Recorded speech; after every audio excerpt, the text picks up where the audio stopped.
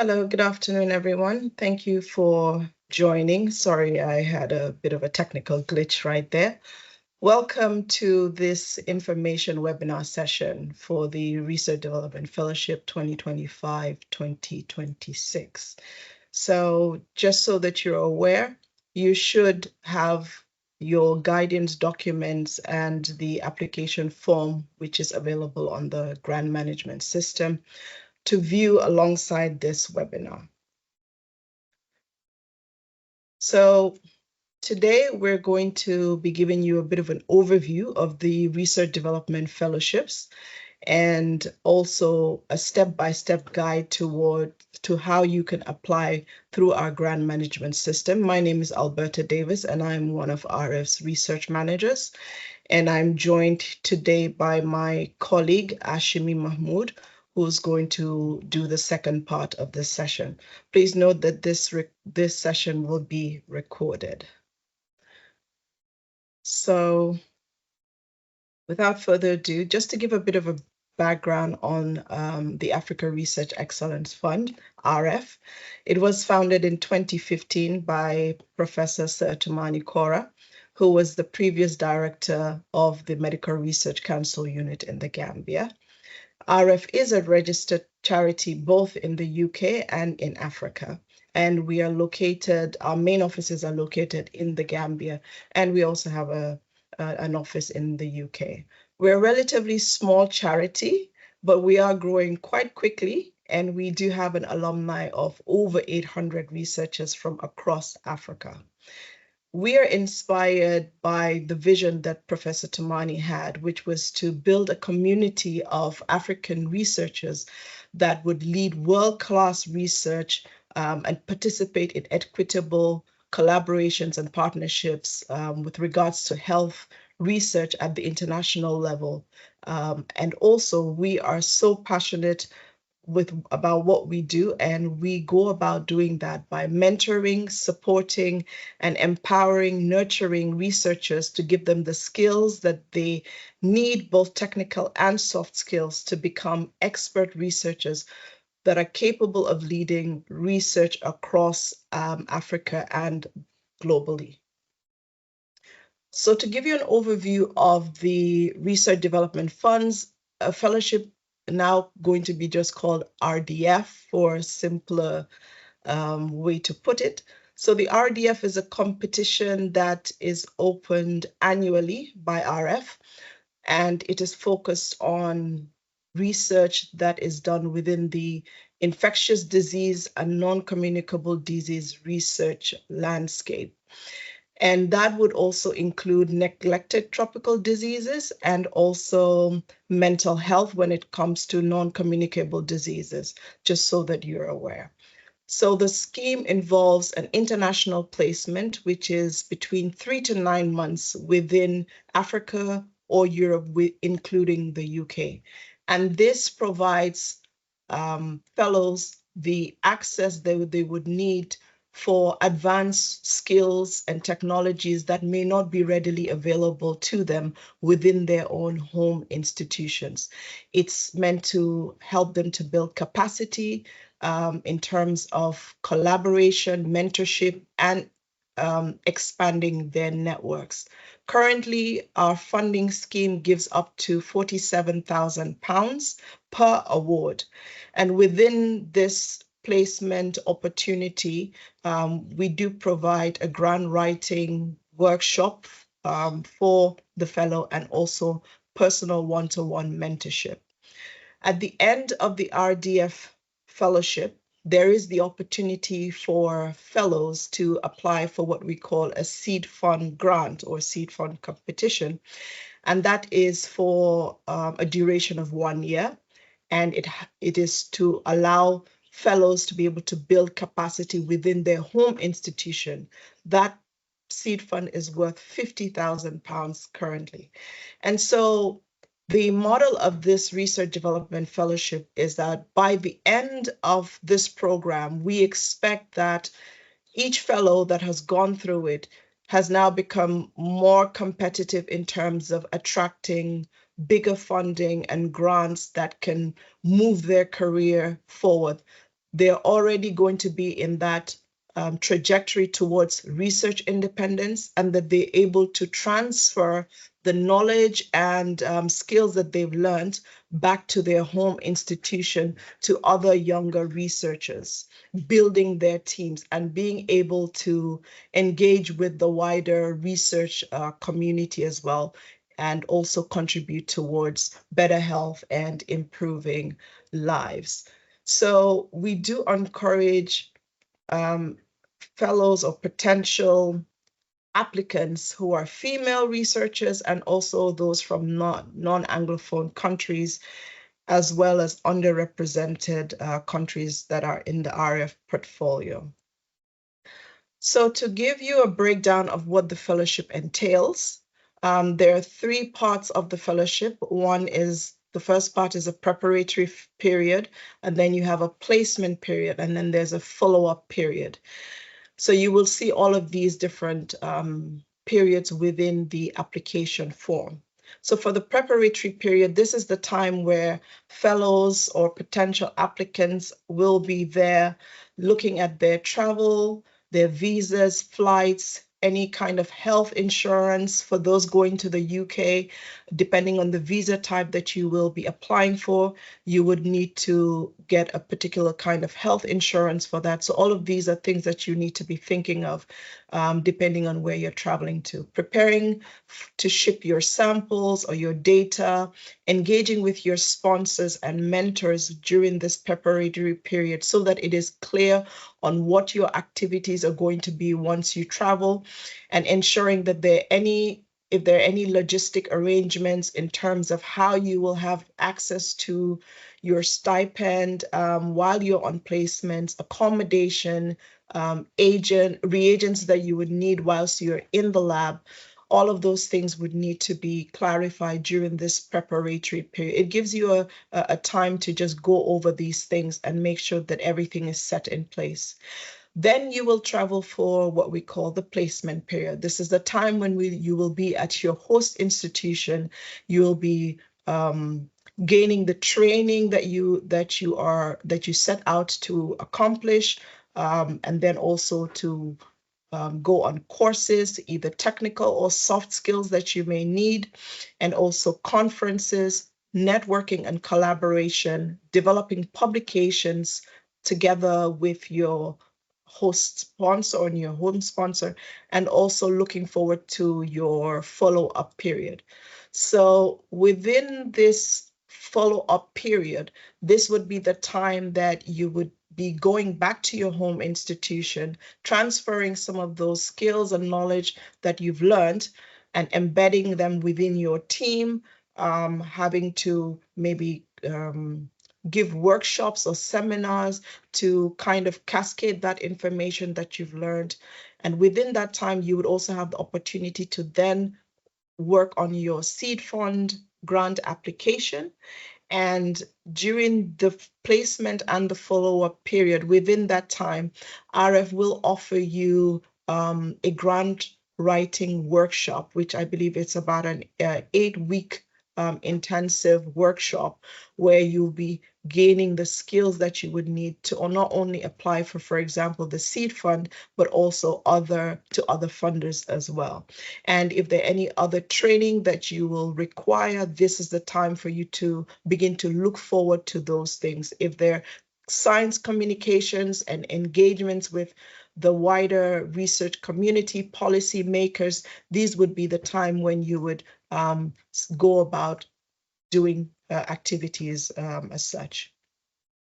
So as you develop your application, there are a few things that you would need to bear in mind. I always say the application process does not start on the day you open the grant management software system to start your application. It starts way before that. And the first point that I would like to stress upon is the fact that you should read the scheme information and the guidance document.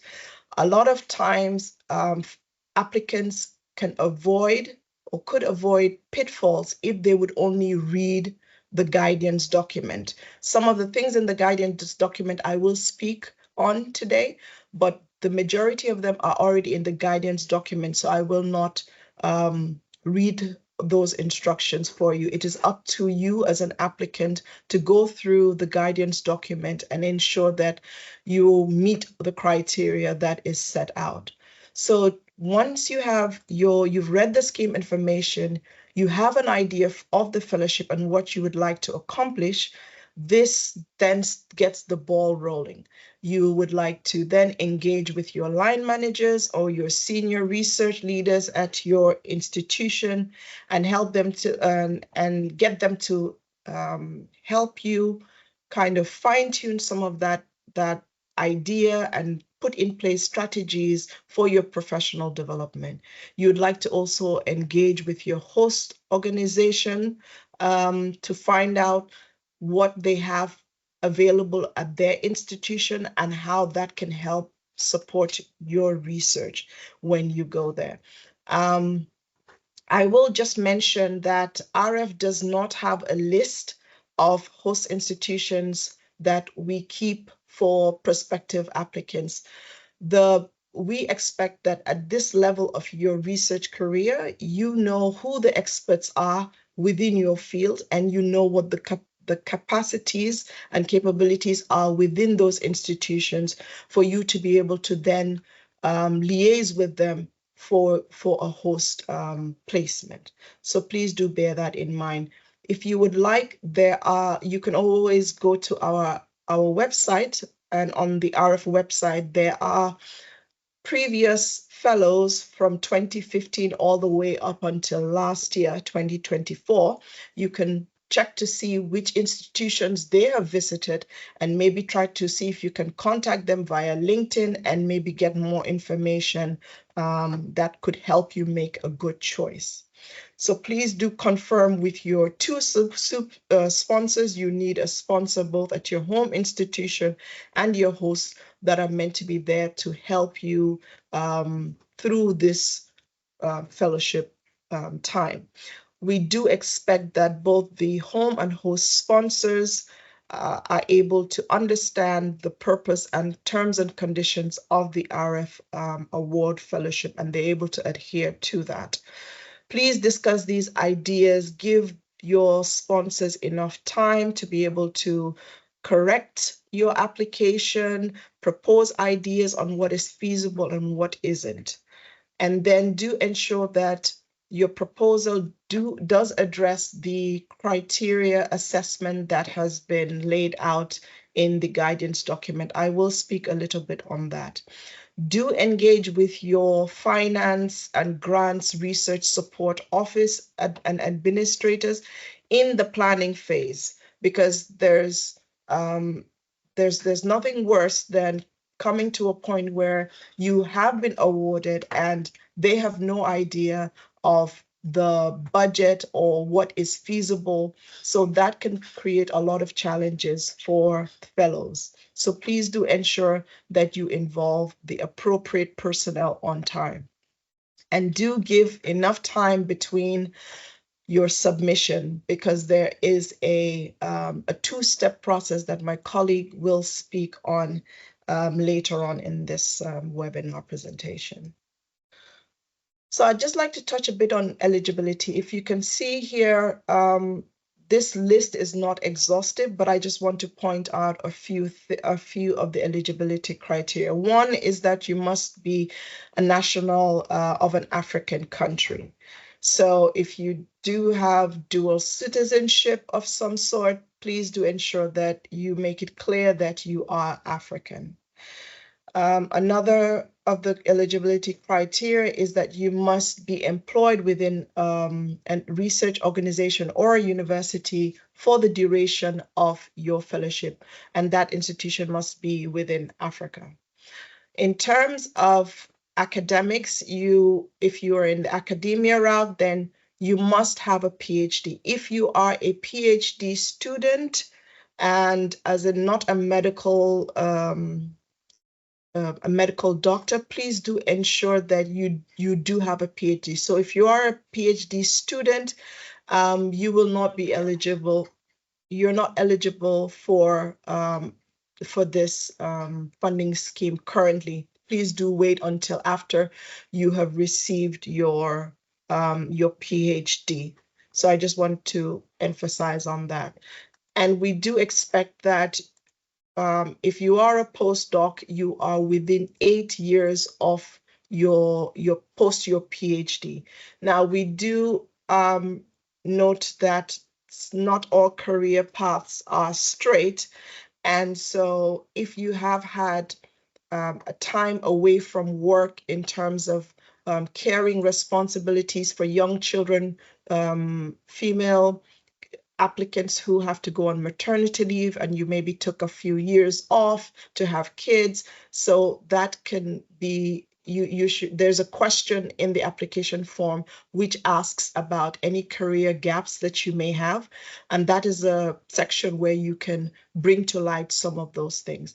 If you are not in the academic route, but you are a medical doctor, i.e. you have you're an MD or you are an MBBS holder for those who studied in Africa or the UK. If you're an MBBS holder, Bachelor of Surgery, Bachelor of Medicine, you must have a master's degree or specialized qualification in addition to your first degree.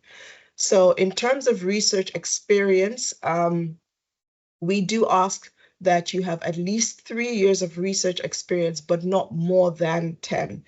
We are aware of the fact that sometimes research careers are not always straight again, and you might be a technician for a number of years before maybe starting a PhD, and you may want to think of counting that as a research experience, but mainly we're focusing on post-PhD.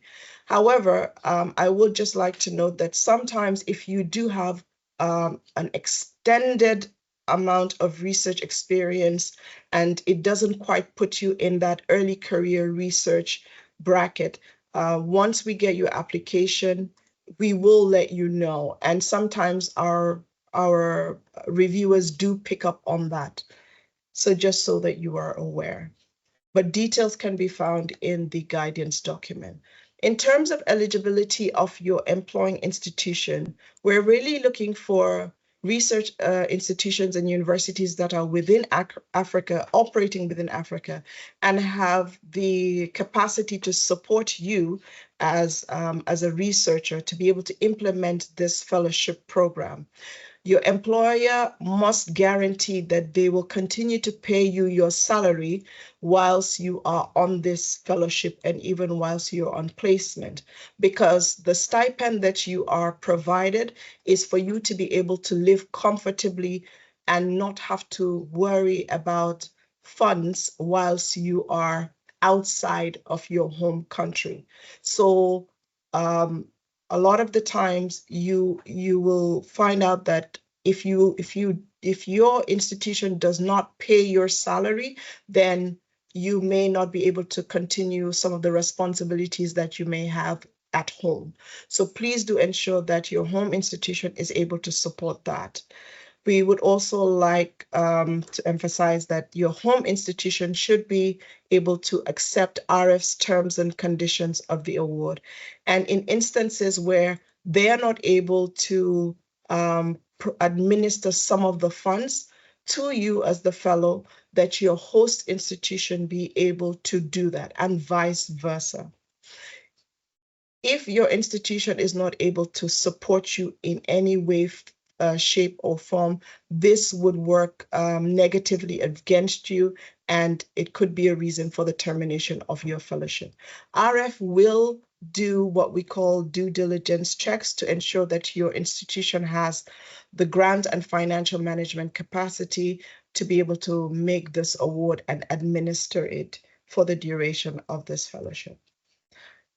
Your host institution must be an institution within Africa, Europe, including the UK, and must be an academic or research institution that is geared towards policy making and also have a track record of being world class. I would like to just make a note that you should be engaging with a host sponsor or host institution that is willing to accept you as a visiting researcher and to be able to provide you some reasonable care, because you will be in their care once you go to the institution. So they should be able to provide you with that level of care. And you are not a technician or a PhD student going to learn something. You are a seasoned researcher, and you should be able to engage in their daily intellectual life of the host institution without any restrictions, at least to a certain degree. They should be able to give you access to build on the opportunities that they have available, both for the fellowship and within the institution itself, like you being able to make presentations and seminars and being part of the laboratory's day-to-day life, so to speak. So it is best for you to make those things clear as you are discussing with your host. And they should be able to be a situation where there is a continuation of collaboration mutually outside of this fellowship. As we would like to say in RF, we don't like to just pick people off at the beginning of their fellowship and then just drop them off after. We really would like to see that continuous collaboration between the fellow and their host institution. And I must just also note that your host institution must not be a place where you have previously done your PhD. That is not allowed within this funding scheme. And again, your host institution must be able to accept our RF's awards terms and conditions to ensure that they're able to administer the fellowship. So I'll talk a little bit about the budget. So for this fellowship, there are 3 levels of funding that we give, depending on the length of your placement. So for a 3 months placement, it is 25,000. For 6 months placements, it's 37, and for a 9-month placement, it is 47,000. Now that also includes the 3 months, up to 3 months of your preparatory period, and up to 3 months of post-placement. So the shortest fellowship time is 9 months, would be 9 months, which is a 3-month pre-placement or preparatory period, a 3 months placement period, and a maximum of a 3 months post-placement period. There are instances where we will allow individuals to take what we call a home country placement, or a placement which is not standard 3, 6, or 9 months. And if there are any such applicants, it is best for you to contact RF, because the amount of funding available for the different months, which are not standard, is slightly, it's not the same budget as these standard 3. So within the placement period, again, it's the time when you'll be looking to get your shipments and collecting any small bits of data, getting your insurance together. Your placement period, you're looking at your accommodation, your conferences, your training, and things like that. And then your post-placement is when you will be back at your home institution. And for these, you need to also consider, for the placement periods, the cost of visa, cost of travel insurance. Within the placement period, you need to cost for travel within your accommodation. How much is it going to cost during your conference? How much are training consumables going to cost? Is your host willing to waiver some of these costs for you? These are all questions that you need to clarify and ensure that it fits within your budget. RF will allow for for us to buy part of your time when you go back home to your home institute, when you go back home to your employing institution, and we will cover up to 50% of your salary. But all of this needs to, again, fit within the budget for either 3, 6, or 9 months placement. And also, do not forget indirect costs. These would be overhead costs for African institutions. So we only pay indirect costs to African institutions. So do ensure that you put some amount of money towards that, because your home institution would be doing a lot of the administrative activities in terms of making payments to you and other research support activities within your home institution. So please do take note of that. So currently the RDF call is open, and the submission deadline is on the 27th of June. So that is just over a month away. So hopefully fellows, prospective applicants have already started their plans and are already working towards that. So once the fellowship deadline closes, we have what we called a stage 1 process, where we send out your applications to be reviewed to check for your eligibility, and there's a panel that will review your application to see whether you meet some of the criteria, the initial criteria set out. And then there will be a second stage of review, which is a detailed review looking at some of the science and your fellowship plan. And after that, there will be a funding decision that will be made. And from our timelines, we hope that that should be by the end of this year at the very latest. And so far, our success rate is about 30%, which is pretty good compared to some other funders. So please do apply once you meet all the eligibility criteria. I would also like to just touch a bit on people or applicants who have previously sent in an application that was unsuccessful. Now, AREF does not accept applications that have not been substantially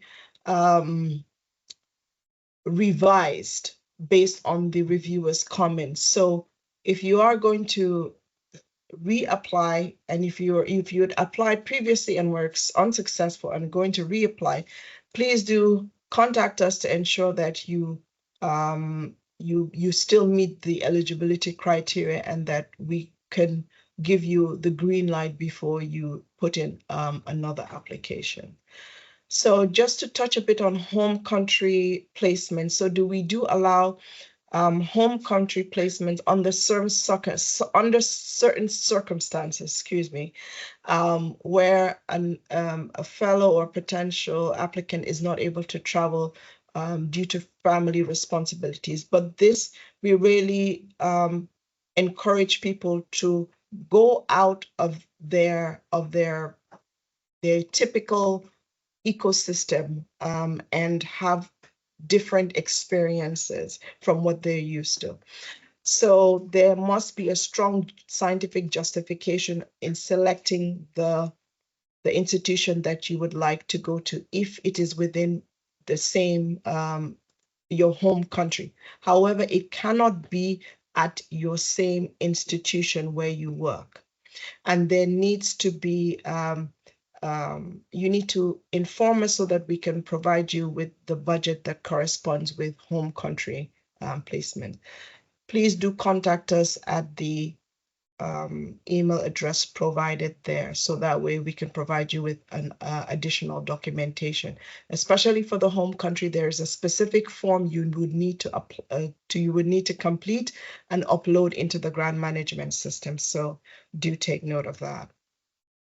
So now I would just like to touch briefly on some of the things that are set out in the criteria for assessing your application.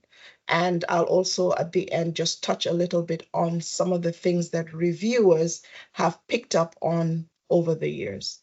So firstly, they would be looking at you, the applicant. What is your capacity to benefit in terms of you're employed? Do you have significant research role? Are you a postdoc? If you are a lecturer, which many applicants from within the continent, they have a lecture position. What amount of time is it dedicated to research? And all of this is going to come out in the way you develop your application. So please do ensure that you have significant research responsibilities and expertise within the research area that you're proposing. Have you won small grants? Are you applying for other funding opportunities? If you have not applied or haven't won grants, it may be a bit of a disadvantage to you, and because reviewers do like to see that applicants are actively looking for funding opportunities and also putting the achievements that they've been able to gain in terms of small grants and your publications as well.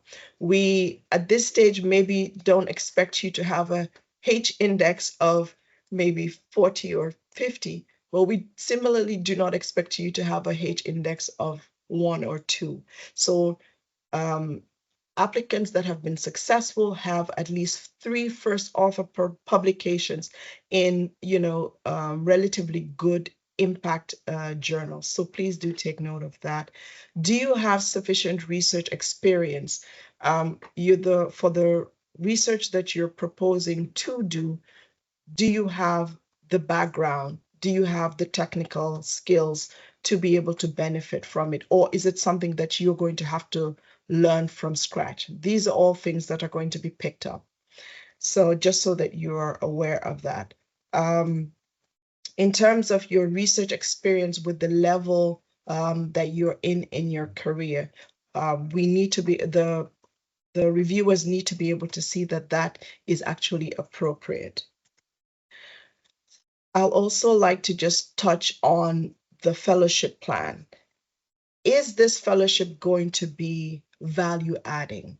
Is it going to be the thing that separates, quote unquote, your from you being a PhD student and taking you to the next level? Is this going to be the fellowship plan that's going to change your career trajectory and move you to the point where you're becoming an independent researcher?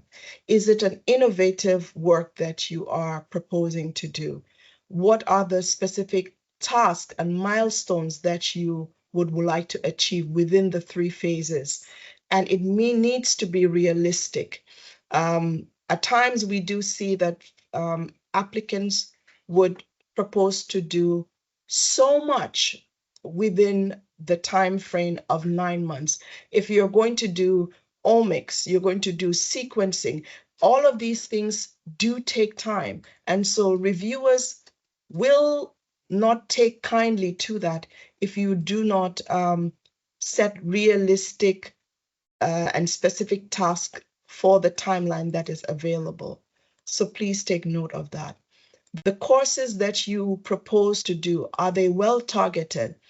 Are they going to support the where you are at within your career stage? If you're going to do a bioinformatics course, have you previously taken bioinformatics course?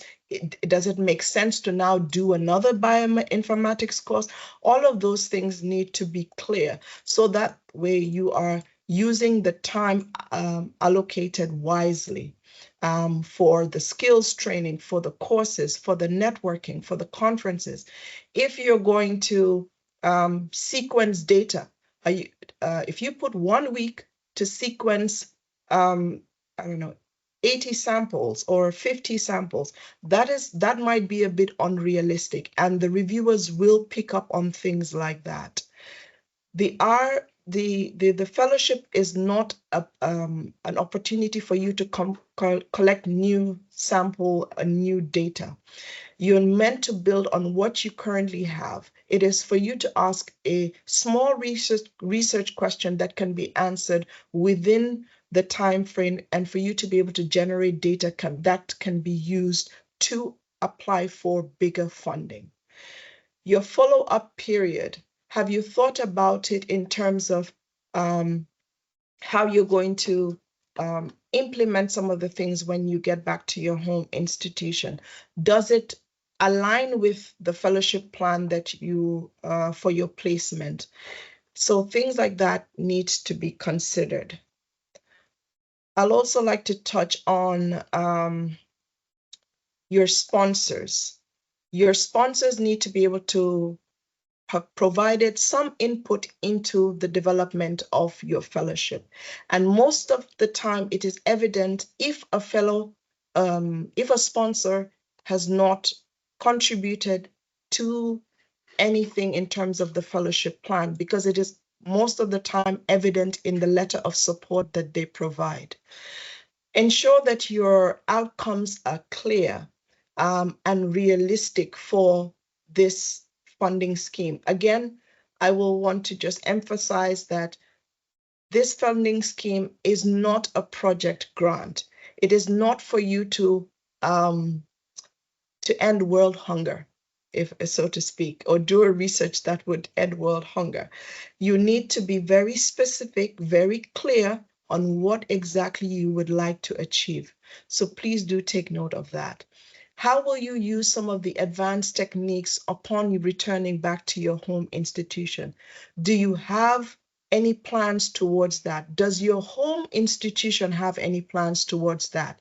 And those are some of the things that that should come out in the letter that they provide. If you're going to go and learn a 3D imaging somewhere in Europe or the UK, and you do not have those techniques back in your home institution, reviewers will find it very difficult to be able to align what you're going to learn and how that will be implemented in your home institution. Does your institution have that vision to be able to implement the things that you're going to learn within your home institution? Have you thought about your sample size calculations? How did you arrive at the sample size calculation? Provide details of those information. Do not allow reviewers to guess how you came up with your sample size calculation, because that also can be a point of frustration for them. And it also shows that you have not thought this through.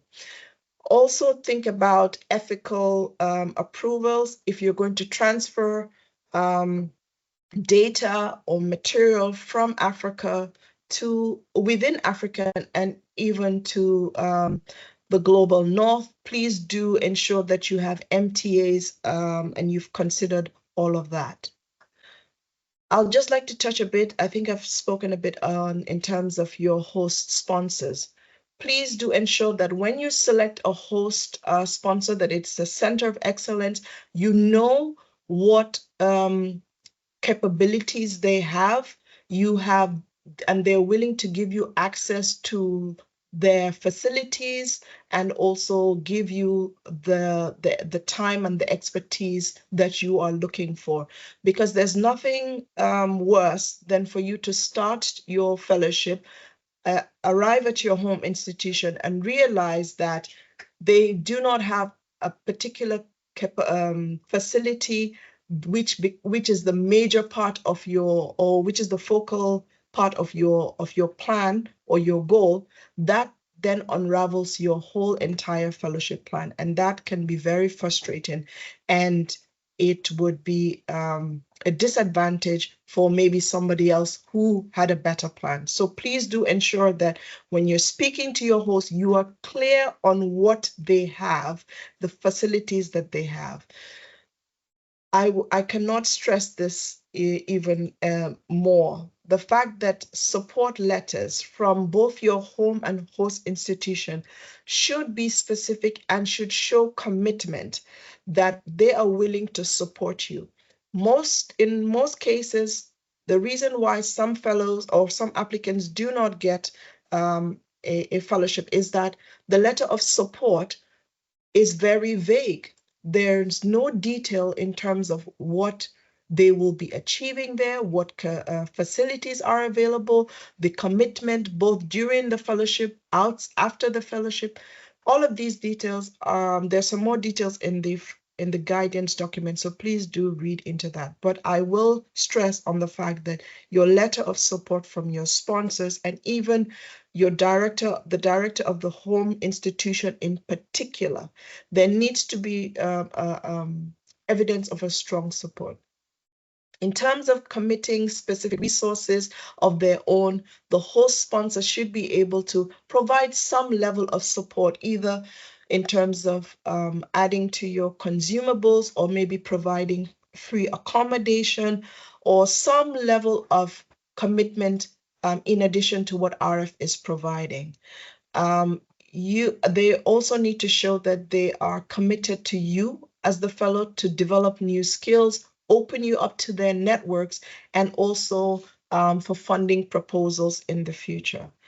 I think I mentioned this, that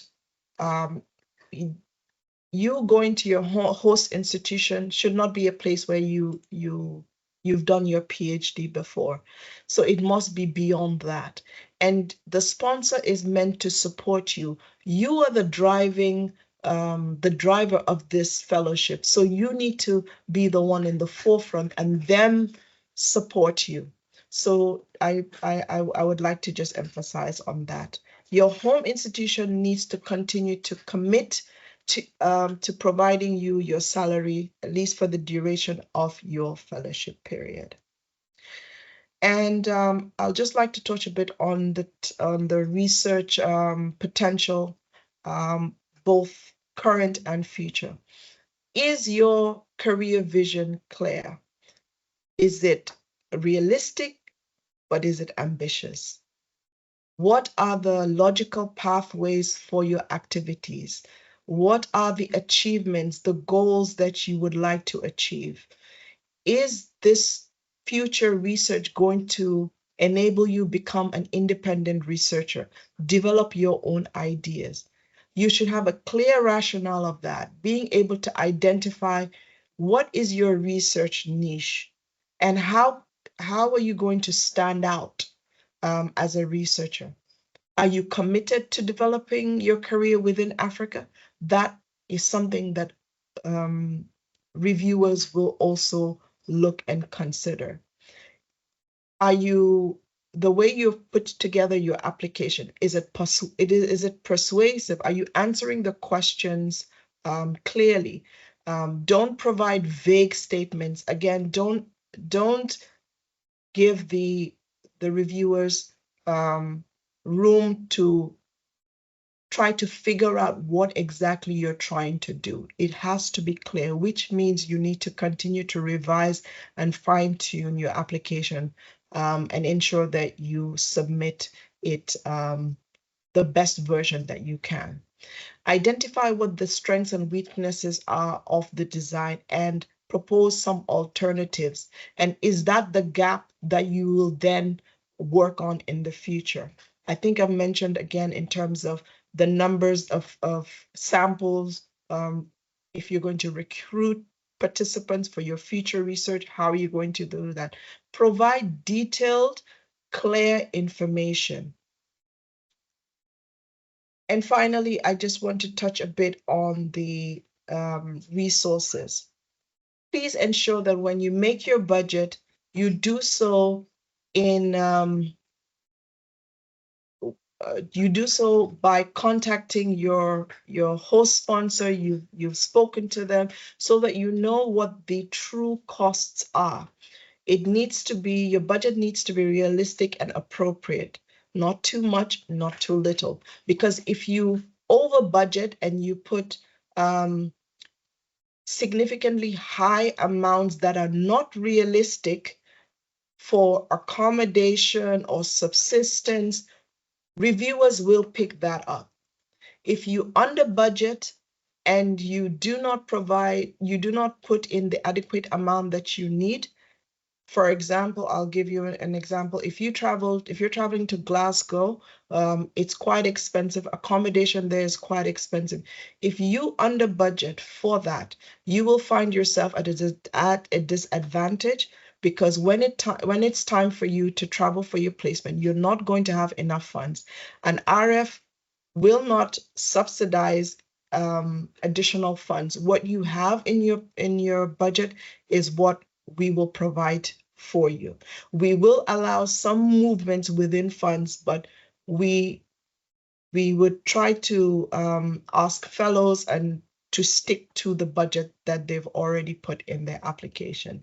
Ensure that you're estimating the cost credibly. Check to see, you can Google to find how much does accommodation cost, what does it cost to live in London or in other parts of the UK or in Europe for a month, and being able to budget accordingly. Ensure that your travel costs are well justified and that you've provided evidence that you've liaised with your host, you've spoken to your host, and they're able to guide you in terms of creating your budget. Again, host sponsors need to at least show some level of generosity in terms of either your budget with research costs or training costs, or accommodation, something more that they can contribute towards your fellowship. And so I would just like to read, I think this is my last slide. I'd just like to read just a few feedback from reviewers in terms of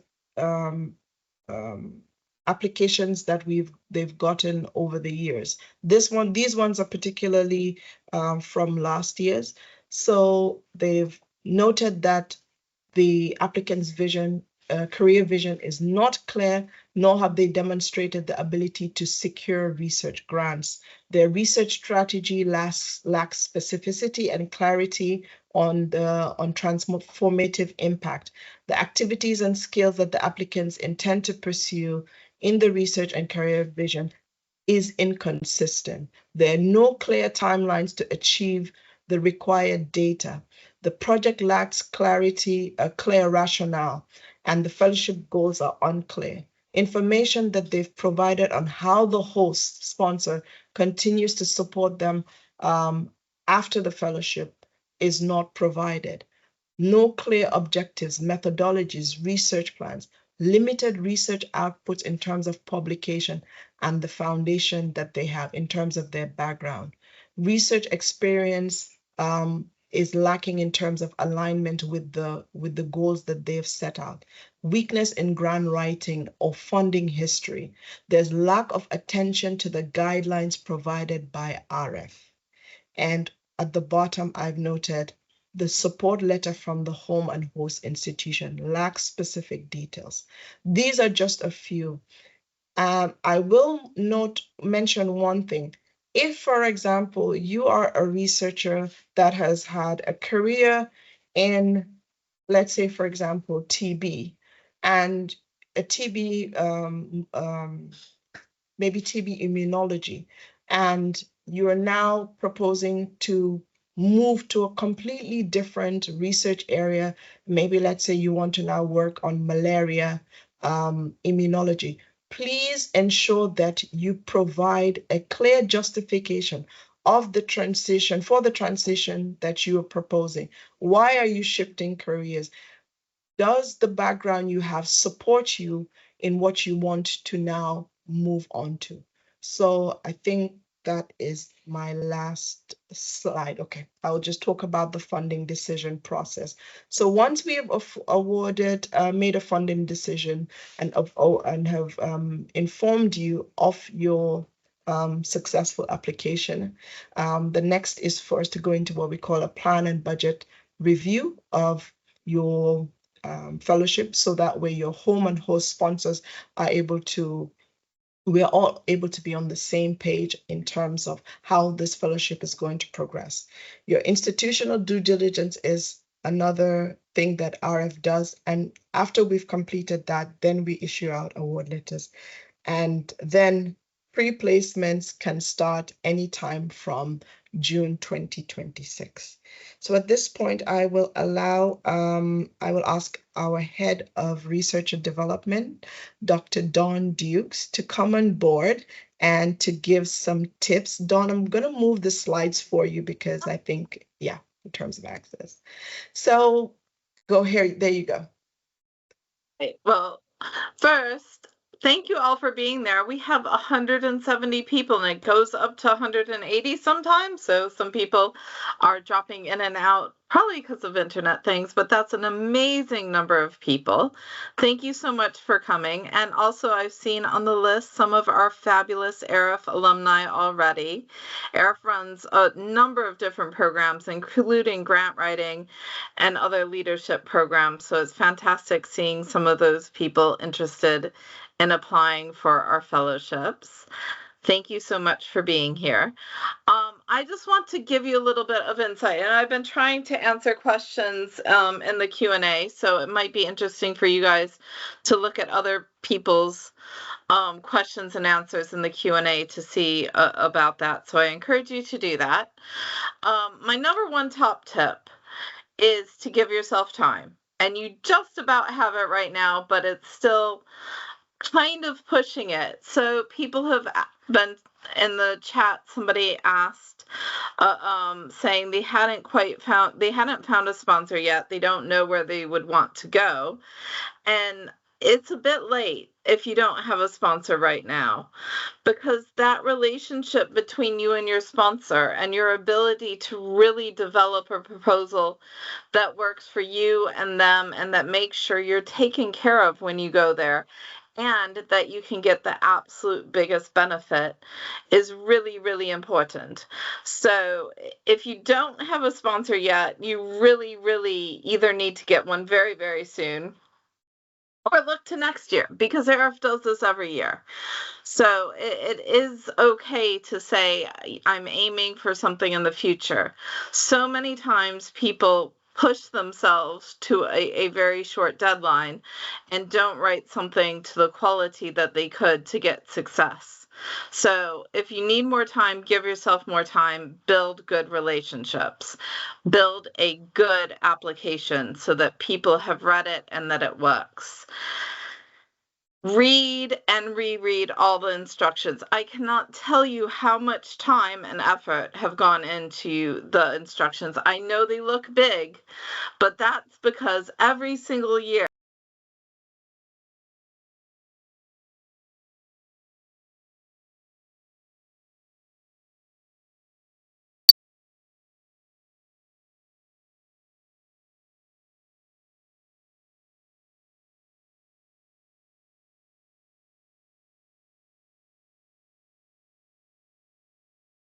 do look specifically at the eligibility.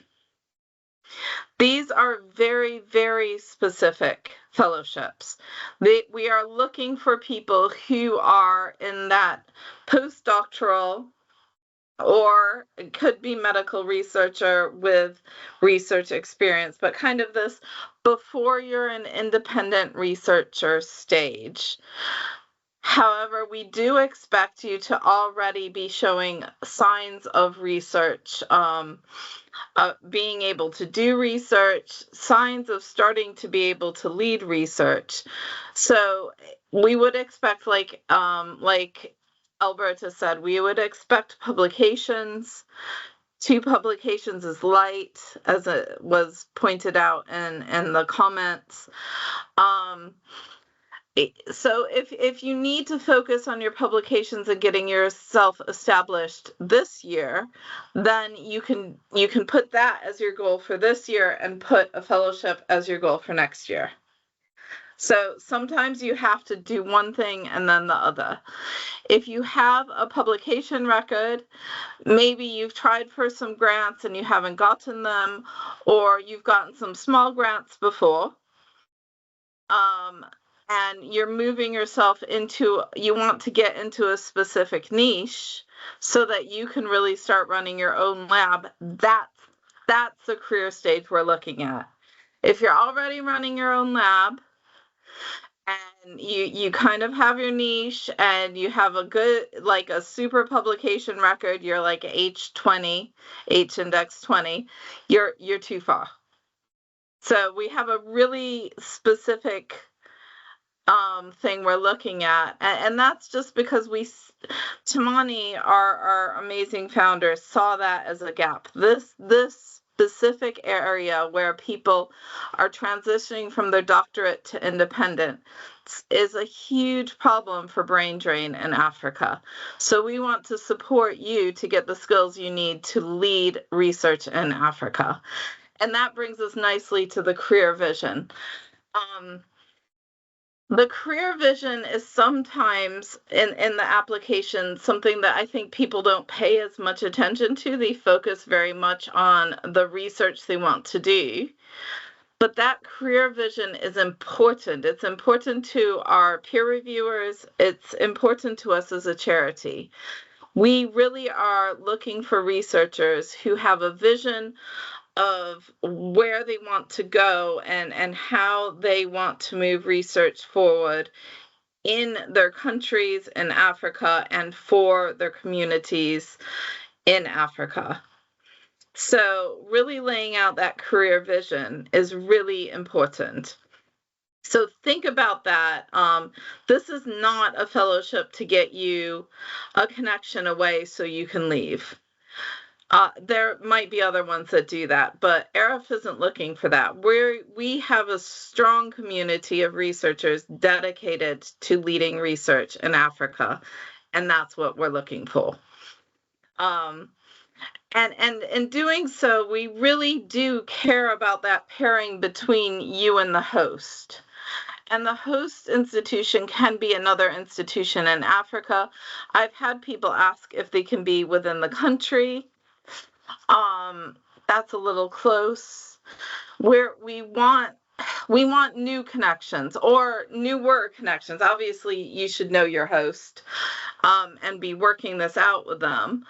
But if you could just drive down the road and work with these people anyway, that's not the kind of impact we're looking for. And equally, like Alberto was saying, if you did your PhD or substantive work with these people, you already have that connection. You should be putting in for collaborative grants with them. This is not a grant project. This is a fellowship. It is about building your networks and skills. So somebody who you've talked to, you said, oh, we could maybe do something together. I could learn this from you. Whether that be in Africa or in Europe, really thinking about why that choice is there and really showing that you've talked to them, you've worked things out with them is really, really important. Alberta? And we really care about that support from your employing institution as well. Someone asked if you could be not in an employing institution, and we really do require you to have a employing institution in Africa. Again, this is about embedding research, leadership, and strength within Africa. So we need people to have an African employing institution. And we need to make sure that you will be okay if you go away for 3 to 9 months, that you have a job to come back to, and that you have support from your institution to really do the things you want to do. So that support is very important, as is number 7. To make an impact. We really want to see your desire to make an impact. And this week I was looking at applications from some of our past alumni for our Tamani Cora Prize, which is our founder's namesake, and it goes to an alumni who's really shown the amazing impact they can do. And this year, honestly, I can't tell you how competitive it is. And reading the applications about the impact people have done within their institution, within their communities, writing national policy, being on international committees and invited speakers. It's amazing. And that's what we're looking for. We want to see people who want to make that impact. Excuse me. So the key thing is to really, when you're writing and whenever you're writing, think about the reviewers you have. So these reviewers are people that are from the AREF College of Experts. They are academics. We will work very hard to make sure that at least one of them knows enough about your specific research field to be able to review. But it's likely you'll have at least one reviewer that is from a different research area. It's all in the area of health, but they will have quite a broad range.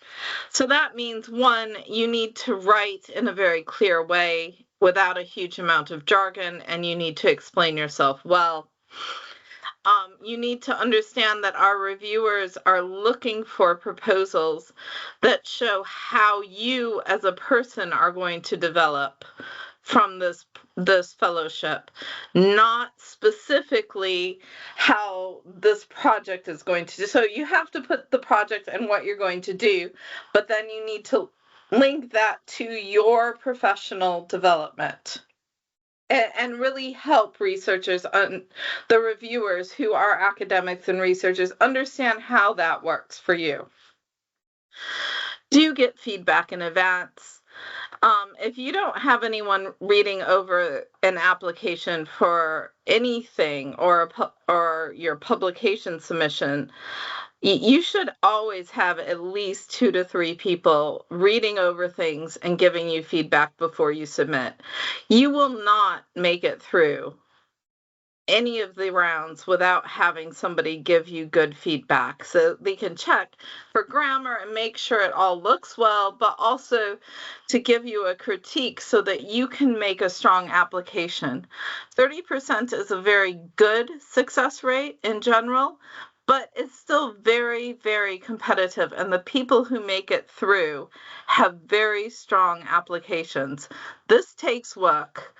You have to get feedback. You have to make sure you proofread and edit, and that other people are giving you feedback so that you can also edit based on that feedback. And if you're not doing that, you'll never, ever get any grants. So make sure you do. It's hard, and this is competitive. But do know that anytime you go through this, if you succeed, that's fantastic and you celebrate. But if you don't succeed, it's not the end of the world. There is the next steps. You can take the feedback that you're given from us, and you can resubmit to us, or you can resubmit somewhere else. So there are always chances.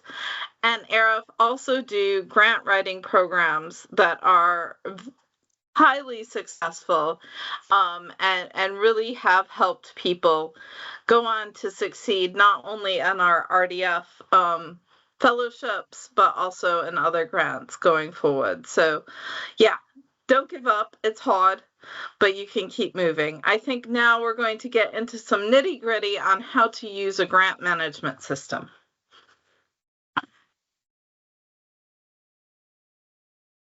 All right, thank you very much, Dawn, and good afternoon to everyone.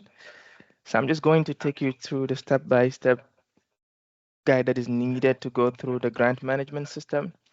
Of course, I'm going to start from the very top because I'm sure there are certain people that are in the call that have not interacted with the system. So I just wanted to give like an overview of where it starts.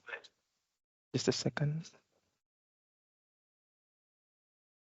Okay, so we will just start with this bits of slides, and then after 3 or so slides, I would move to the actual system for us to go through a test application so that it would give you the breakdown of what is required and ensure that you don't have any issues going through the system.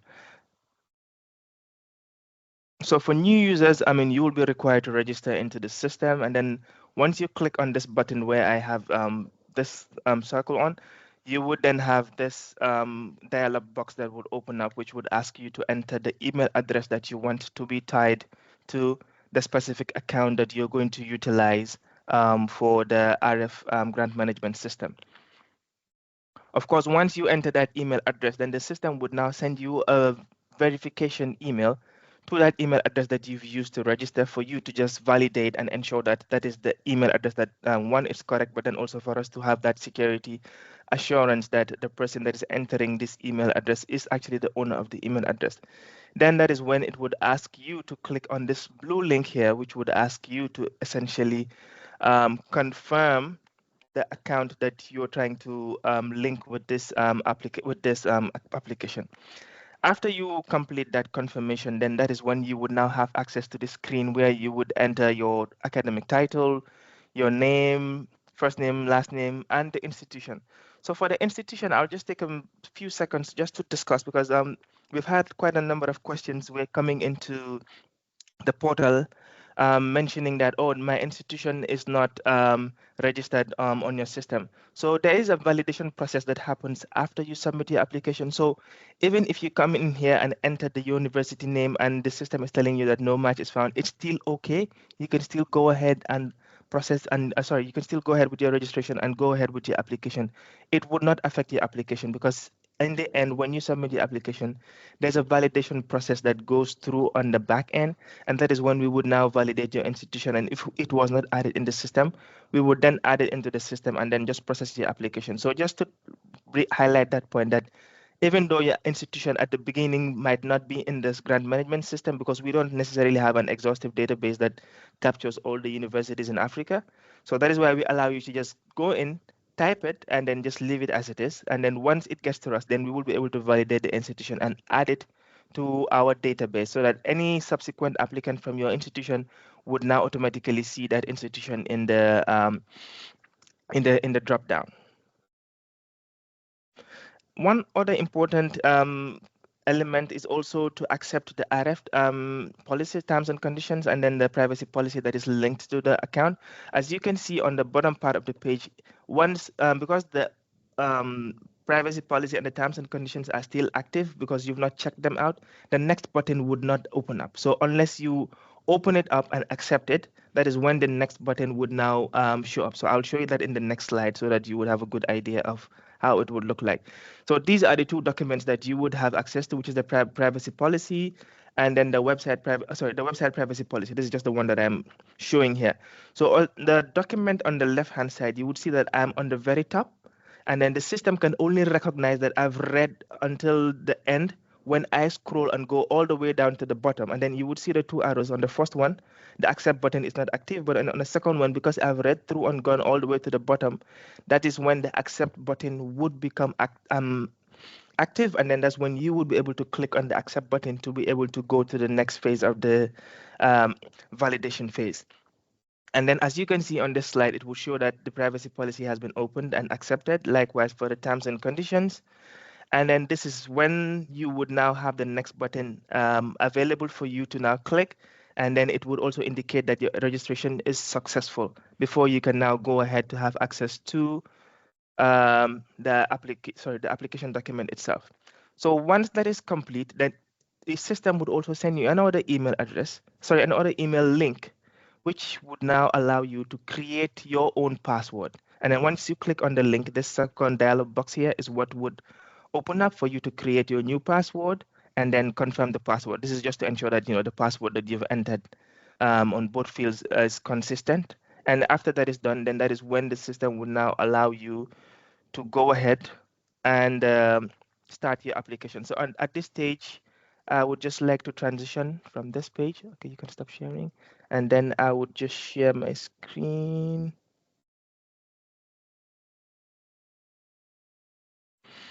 All right, so this is the home page where once you log in, this is the home page that would become visible to you. And for you to apply for any RF funding or any RF program or opportunity, you need to come to this side where it states apply for funding for one of our programs. So you just click on this blue dot, and then it would show you all the programs we have running at a particular point in time. So at this stage, we have these three running, but then for the purpose of this session, we will be focusing on the RDF, which is the Research Development Fellowship, and then you just need to go and click on it.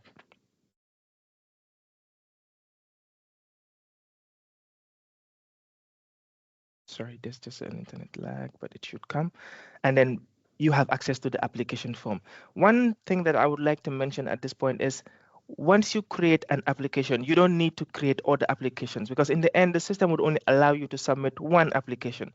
So at the end of this demo, I will just show you when you log back in the next day or any other day after that, what you need to do to ensure that you don't have to create an order application again, because we've received a number of questions and queries where people have gone through the system, created an application, started putting in some things, and then when they go back in, they find it difficult to view the application that they have started. So at the end, I will just show you when you log in again, how you need to just go back to that application that you've initially created and then complete the edit function that you're supposed to go through. So the first thing that you need to do once you start this application, the system would ask you if you've previously applied for an RF grant or not. And then if depending on what you answer, that is what is going to take you to the next phase of the application. So if it is yes, like Alberta mentioned in the beginning, you would have to submit a resubmission document, which you would need to contact RF. So please ensure that on the guidance document, there's an email address that is provided. Please ensure that all queries, inquiries, questions, or any comments that you have are directed to that email address as opposed to sending comments on some of the posts that we have on our social media handles, because it's difficult for us to track that and give you the right response. So please do use the email address that we have provided on the guidance document for any questions or queries that you would that you have. At the end of this page, there is also the terms and conditions document that is available here for you to download, and you're required to confirm that you've read and understood the document before you actually start the application process itself, because this is what is going to give you the guide that is needed for you to go through the entire process. So for purposes of this training, I'll just confirm that I've done that, and then I'll just select that this is my first application, and then I'll just move on to the next. So if you would notice, that the part A portion has now moved from a gray, the gray circle with the question mark to a green circle with the right mark. This just shows you that I have completed that part, and then it allows me to move to the other part.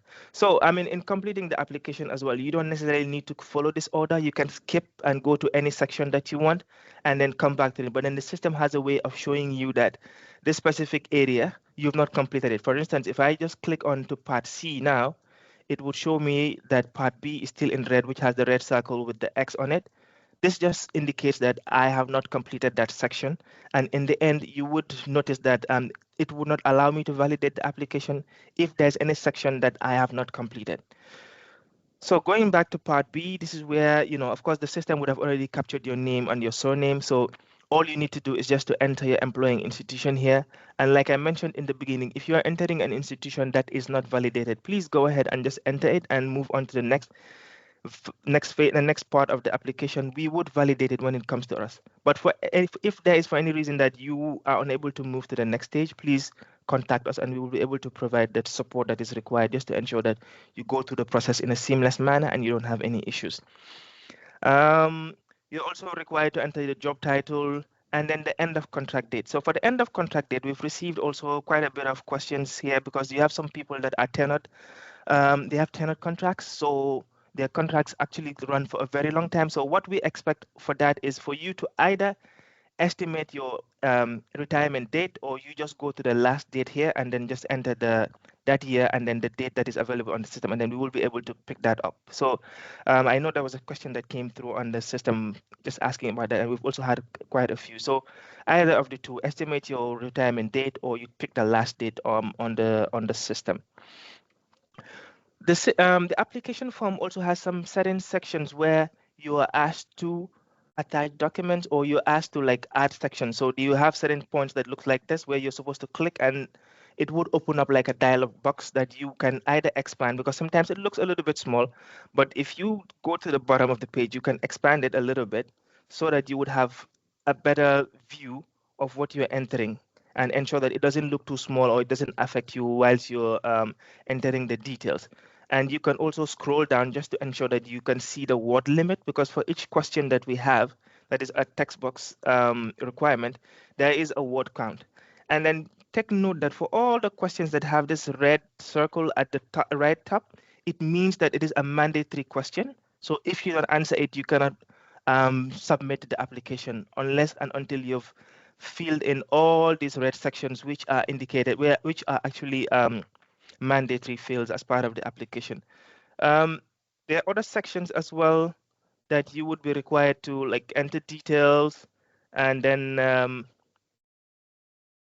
add text box. So for the dates, it's set up in such a way that you can select the date from the calendar that we have. And then for the text box, you're free to enter the text that you want to enter.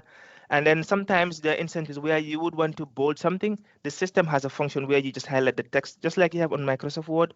You can bold the text as you see, as you deem fit. And then when it gets to us, we will be able to view it in that way. Or if you want to underline in text, we can also view it in that way. So please take note of those features in the system and utilize them as you see fit.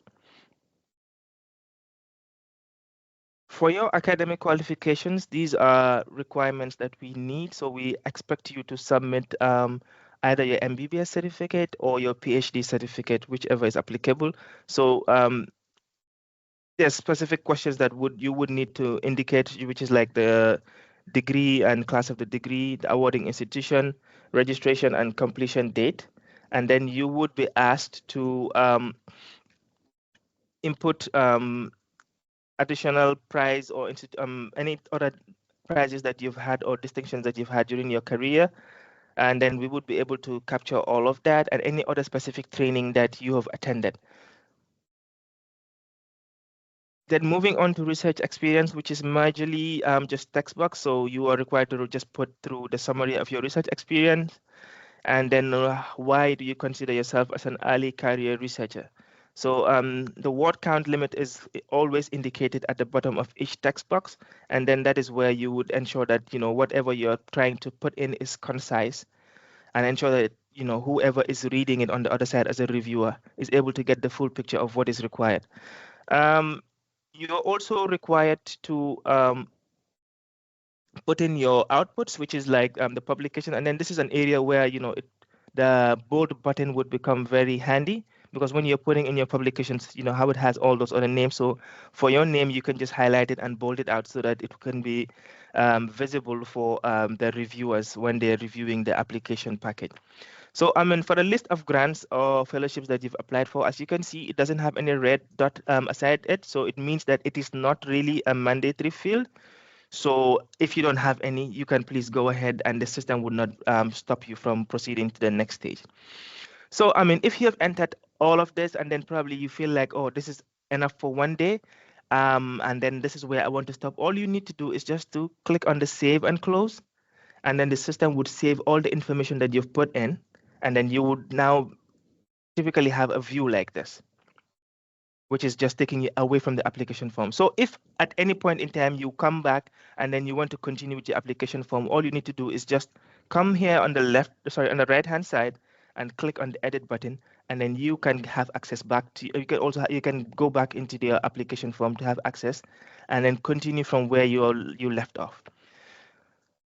So moving to part D, which is the fellowship, and this is where you're supposed to enter your fellowship title and then a summary of your fellowship plan. And also this is where you would need to attach your publication reference. So this is a two-page max for your publications. So you would click on the attach button and then it will allow you to choose a file. So this ideally should be in PDF. And then under the section D, this is how you would now progress to each of the questions under section D. And then just for those sections that are in text box, it's clearly highlighted and then the word count comes through. And then if there's any section that requires for you to upload any document, then you would clearly see the document, the add button highlighted, and then you would just click on it and then add the document. So like I mentioned before, ideally all of these documents should be in PDF format. That is for your publications and also for your degree certificate.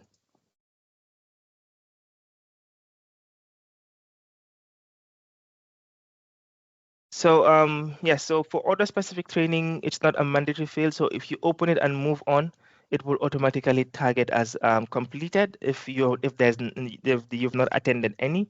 But then for conferences, you need to indicate that, because at this stage we would have expected that you would have attended at least one conference.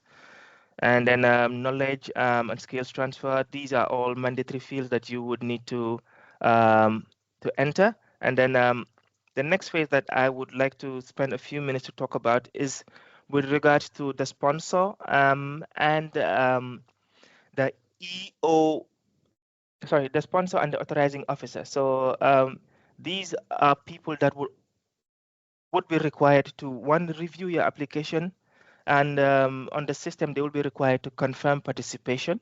And then after the application process has been completed, when you submit it, they need to approve it before it now gets to AREF. So that is why when Alberta was presenting, she mentioned that you need to leave enough time between when you submit your application and when, and the deadline itself, as in the application deadline, which is on the 27th, because you need to ensure that the EO sponsor, the EO authorizing officer, and likewise for your host institution authorizing officer and your sponsor at the host institution all have the email notification on time, which is automated, and then ensure that they go into the system to be able to, one, confirm their participation, and then two, approve the application before it gets to us. So the two-step process, the way it works is, once you come in here and enter the name of your, let's say in this instance, it's asking for your EO institutional director, or so this is the person who would actually have to sign off at the end. So if I enter the person's name, I'm using my name here, all I need to do is to come in here and add the person as a contact. Because when you add the person as a contact, meaning if you add his email address, that is what the system would recognize on the back end to be able to send him or her an email address for her to, one, register on the system if he or she has not registered on the system, and then two, to confirm participation, that they are happy to be part of this application. And then once that is completed for all of them, so it's going to be a total of 4 people. So there is the EO authorizing officer, there's the EO, meaning your employing organization, and then your employing organization sponsor. The same applies for your host institution. So for your host institution, you will have a section for your sponsor, and likewise for the authorizing officer of the host sponsor. So we were very intentional in giving the definition of who an authorizing officer is, just to ensure that we don't run into any issues when we get to the stage where we're doing budget negotiations, and then maybe probably the person who authorized this in the initial stage was not actually a person that is supposed to authorize. Because at the end, when we issue out the award letters, there's a document that goes along with the award letter, which is called the award acceptance, and this is ideally supposed to be signed by the authorizing officer of the institution, who has the legal authority to sign documents and make legally binding decisions on behalf of your institution. And then there's also the section where you can enter your mentor, but the mentor does not necessarily need to confirm or approve your application on the system. It's just the authorizing officer for your employing and host institution, and likewise for your sponsor from your employing and host institution. So please ensure that once you put in these details, or once you've identified these details, you come in here and then put in those details, so that at least the initial step that is required, which is the confirmation stage, they will be able to have access to that and start confirming that they happen to be part of this before it gets to this final stage, which is the stage where they will need to approve. Because if they don't confirm, you won't be able to submit the application, because the system would recognize that there is a section that is not yet complete. So once they confirm all 4 of them, that is when the system would now mark this section of sponsorship and mentoring as green. So moving on to the next sections, we talked about research questions, which is which has a limit of 30, and then the justification, which is a limit of 350, and likewise your references, which you would need to attach. Then go into the supporting documents, which you are also required to attach as part of the application. And then another bit that is also very important is the support letters that would be required from your sponsor at your employing institution, and likewise from your sponsor at your host institution. Of course, there are additional letters that you can submit as part of your application to just to show how strong this, of a support you have from both sides. But then those are not mandatory. The two that are mandatory are the sponsor letter from your host institution, and likewise the sponsor letter from your employing institutions. Those ones are the basic, are the standard ones that are needed. I mean, if you feel like there are additional letters of support that you have that you feel like you want to add, you are free to add them in these sections, which are the additional attached buttons that you have for institutional lead letter of support or institutional lead letter of support from your host institution side. And this is a section where you would also be required to upload your degree certificate, which would be your PhD or your MBBS, depending on what you have.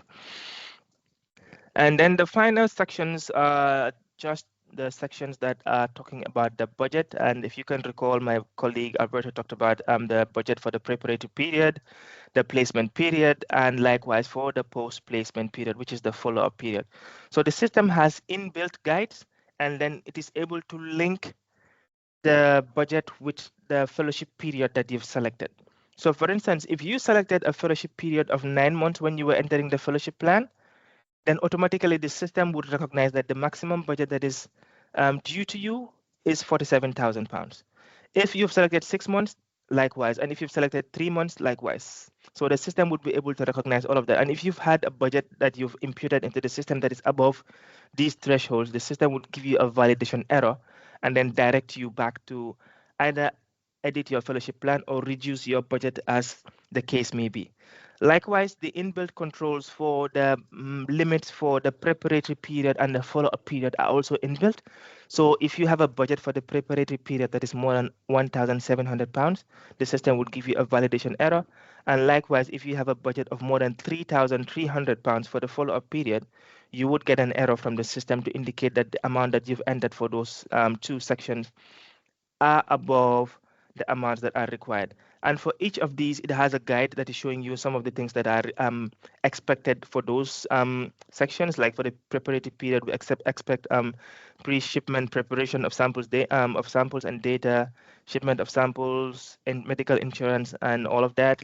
For the placement, we have things related to accommodation, training consumables, and air ticket to return back home, and of course indirect cost if you're doing your placement at an African institution. And likewise for the follow-up period, we expect things like the salary related cost, if at all we're buying out, if at all it's required for RF to pay a percentage of your salary. So usually there's a percentage of 50%, which is the maximum that we would pay. And then any other research related cost, it can be in the form of maybe dissemination cost of things that you need to do at your home institution, or a seminar, or anything of that sort that you need to do when you go back into your employing institution and try to integrate having left for either 3, 6, or 9 months. So after the financial section, then you now have access to the declaration page. The declaration page is more or less like a signature page, which is just to declare that what you've entered is to the best of your knowledge. The information provided in this application is true and accurate. So essentially, because we cannot have physical signature, we go in for the digital signature, which is in the form of a declaration form. And then once you've completed this bit, that is when you now move on to the validation stage. So this validation stage, it shows you everything that you've missed before. So if there's anything that you've missed, it would now show you. So as you can see, because I've not been entering all of this, it's telling me that my employing institution is required and every other thing that is required. So it serves like a tool of just checking your work, at least as it relates to the sections that you're supposed to fill in the application form. So this is a tool that is meant to help you, and then please ensure that you utilize it to the best of your ability. So even as you're progressing on a daily basis in filling out your application, you can always come to the validation section just to check out those sections that are remaining, and then it gives you an informed decision of what you need to do probably on the next day when you come back to edit your application or to move on to the other sections that are related to the application. So once all the sections that are needed for the application have been entered, the validation stage tab here would also be with green with the circle and the correct the tick mark to show that you've completed your validation. And at that stage, that is when the system would allow you to now submit your application. As you can see, this submit button is not active because I have not passed the validation, because I've not entered all the details that are required, because the way the system is designed is meant to ensure that whatever application we receive is complete. So if the application is not complete, the system will not allow you to submit the application. And that is why the submit button would only become available to you after you've completed everything on the application, passed the validation, and then that's when you would now submit your application. But just to remind you, when you submit your application, it needs to go through the 4 people that I mentioned before. That is your employing institution sponsor, your employing institution authorized officer, your host sponsor, and your host authorizing officer to be able to approve the application. And then at that stage, when all of them approve, that is when it will now come to RF for us to now consider your application and take it to the next stage. And just to also mention that these approvals or these confirmations that I'm talking about, the system would always send them an email for them to with a link that would take them straight to where they need to just go in and either confirm or approve as the case may be. So the section that I was talking about in the beginning that I said that I was going to talk about in the end was that when you have an application that you've already initiated, when you come to the home page, when you log in the morning or anytime that you we need to come back to your application, you would always have this tab here, which shows you that you have X number of unsubmitted application. And that is just where you need to go and just click, which is showing you that you need to click here for you to have access to your application. And then this is what it would bring. And then you just need to click on this part, and then it will bring you to this page where you can just go back and click on the edit document, edit button to be able to have access back into your application. Because in the past, we've had instances where people come and then they find it difficult to view this tab, and then all they do is to go back to click here, and then what they do is they create a fresh application all over again. And then when you create a fresh application, the system would recognize it as a new one. So whatever information that you've inputted in the previous application that you've um, initiated, it would remain there, and then the new application would be a standalone, because in the end, the system would only accept one application, which would be moved to the next round for reviews and for consideration for funding. So at this stage, I think I've covered the system from end to end. Please type in your questions into the chat, and we would endeavor to answer your questions. Dawn or Alberta, with your permission, I'm happy to probably unmute a few people, maybe if we want to take maybe a few questions directly. Okay, so I'll give a couple of hands up. So I'll just go, just allow you. So Dr. Habertson, I've given you the access to unmute yourself to ask the question that you have. Please go ahead.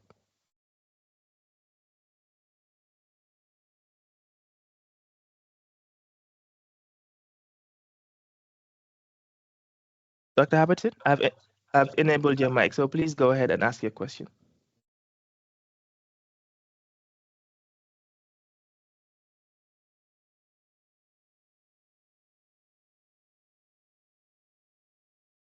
Okay, so there is another question. So Dr. Majida, I've enabled your mic. Please go ahead and ask your question.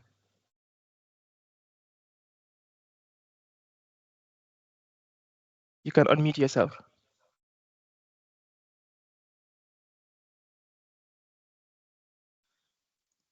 Sorry, I was looking for the mic icon. This is Dr. Habertson. Yes, I was wondering, can I have my host organization in France? Yes, so the quick answer to that is yes. Yeah, so France is within Europe, so you can have your host organization in France. Okay, thank you. You're welcome. Majida, you can unmute yourself, please.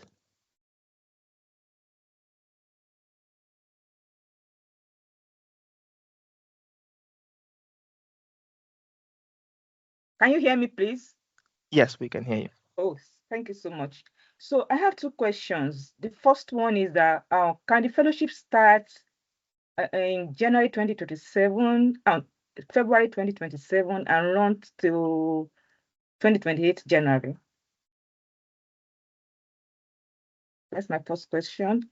The second question is, in case you planned to have the fellowship for the placement for 6 months, and eventually it turns out to be more than that, maybe 8 months, is it possible to get back to to RF and ask for more funding for the extension? Okay, so I'll answer the question in with regards to when can you start your placement.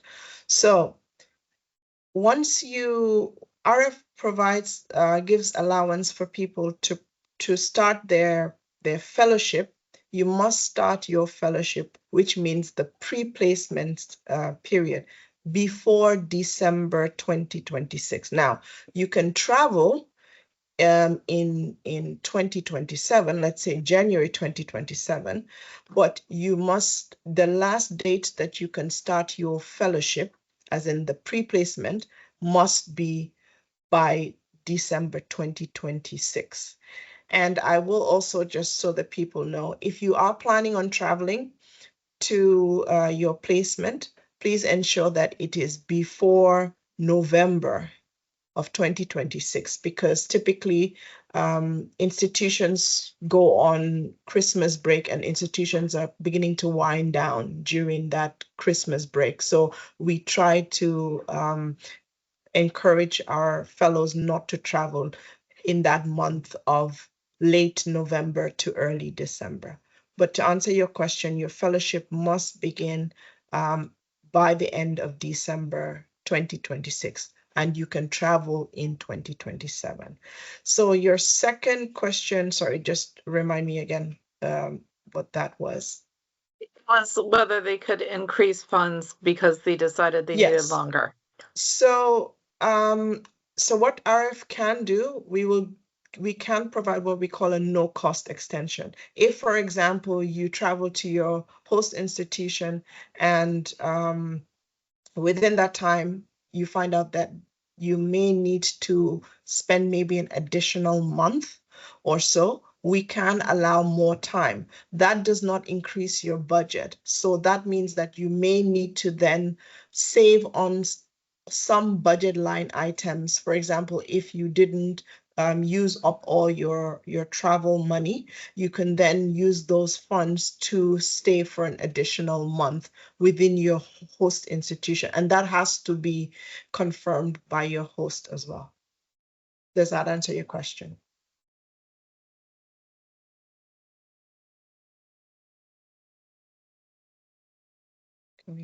All right. So I have sorry, I mean, if I get your pronunciation, the pronunciation of your name wrong, please pardon me.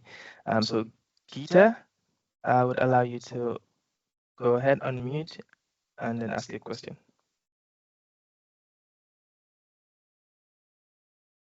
You're muted, so please go ahead and unmute yourself. Yeah, thank you so much. Thank you for the presentation.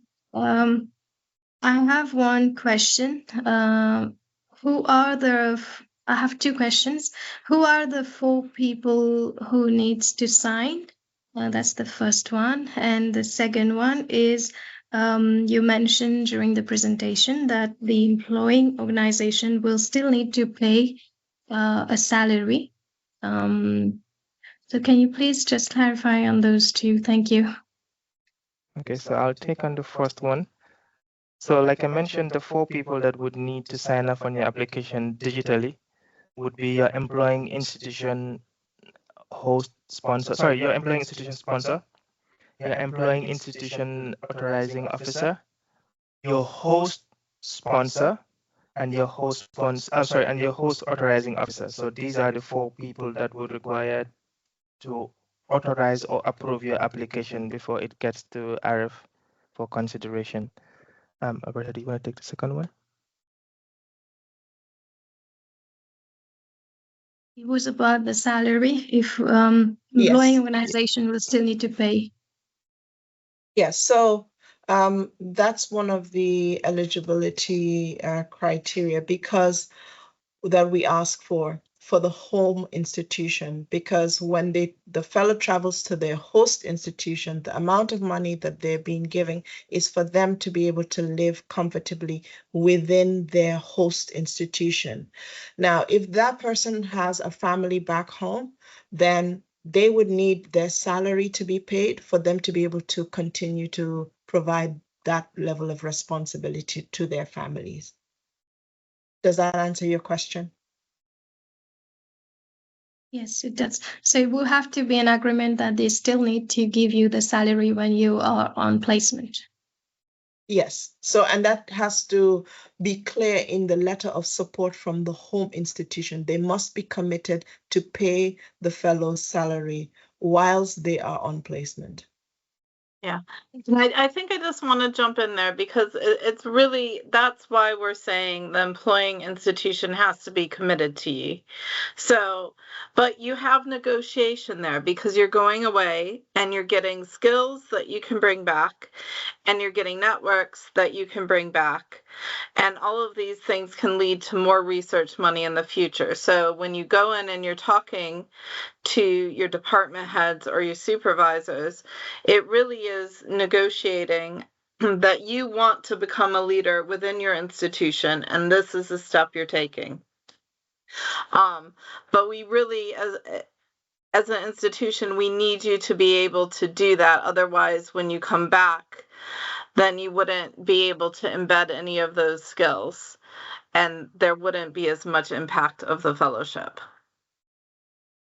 All right, thank you, Dawn. Krista, please go ahead and unmute and then go ahead with your question.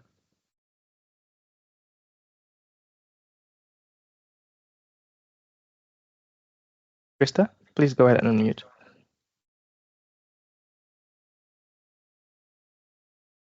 Can you hear me? Yes, go ahead. Okay, thank you. Please, I have a question. I contacted a prospective host, and he mentioned that someone already contacted him as well, that he's not sure if it will affect our applications. So I want to know if a host can have one or more persons as his candidates. Thank you. Yes, actually, well, it's interesting that you say that, but I don't think we've actually had that scenario before, but there's nothing restricting a host if they have the capacity to take 2 fellows in the same lab at the same time. So we have had instances where a fellow travels to, 2 fellows travel to the same institution, but different departments. So that is possible. Obafemi, please go ahead and ask a question. You can unmute yourself.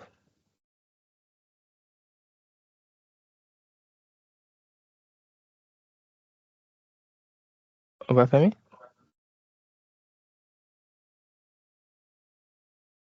So the mic button is on the top right corner, so you should be able to see it. Just unmute, and then you will be able to ask your question.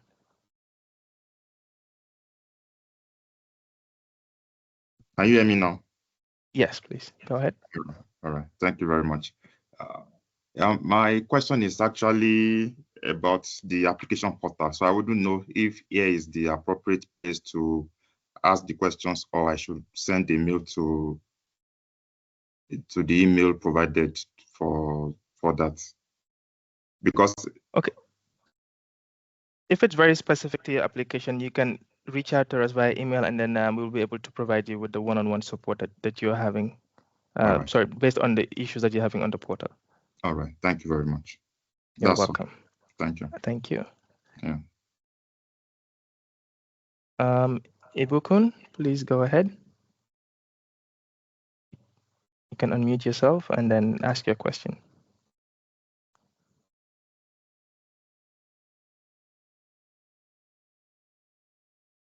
Ibukun, can you guide us?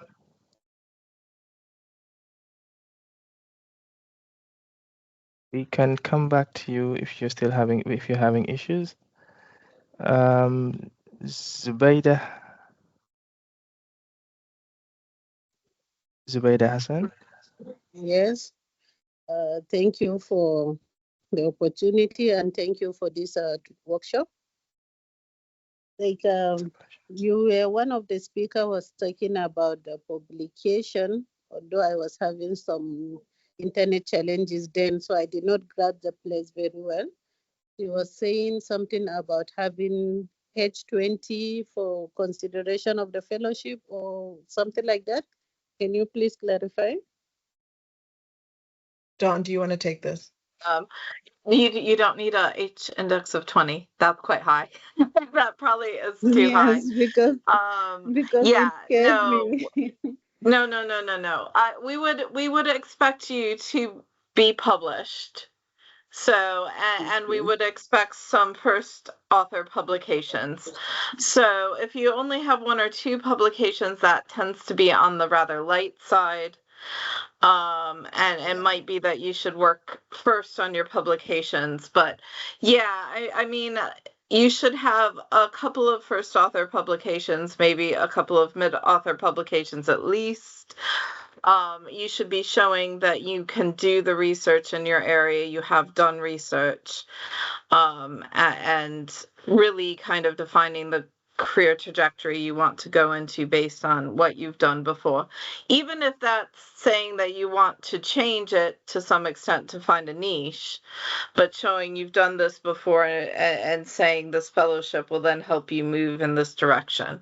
So yeah, I mean, I would probably expect you had, I don't know, more than three at least publications, if not 3 to 6 at the very least. But some people, it's very hard to say numbers because, right, different areas of health research are higher published or not.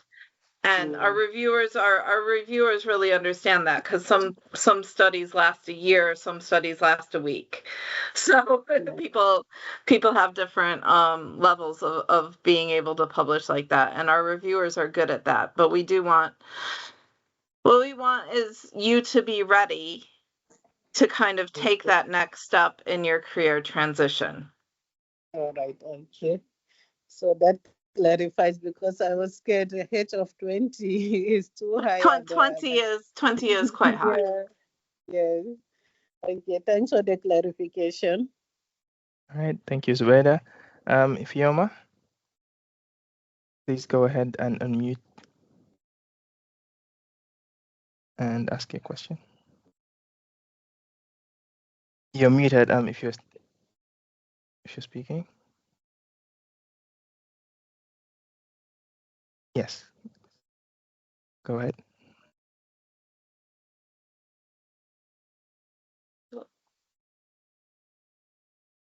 Ifeoma? We can't hear you. I know you're unmuted, but we can't hear you. Yes.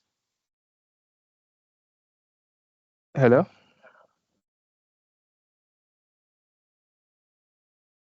You can check your mic and then probably we can come back to you. Muhammad Hassan, the one. Please go ahead and unmute.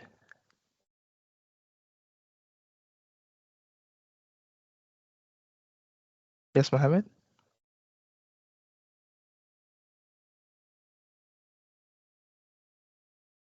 Mohammed, if you're speaking, we can't hear you.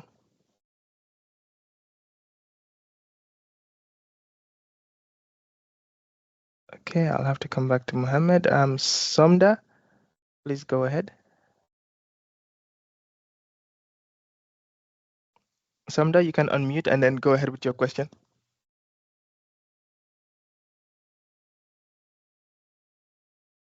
I'm not sure if you're having any particular challenges, but then the mic, to unmute your mic, you have to go to the top right-hand corner and then just click on the mic, then it would unmute you because I've given you access to the mic to unmute.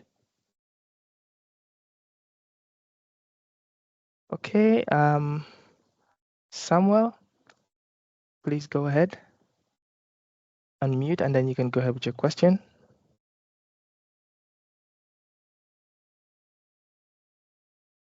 That is Bimisola Samuel.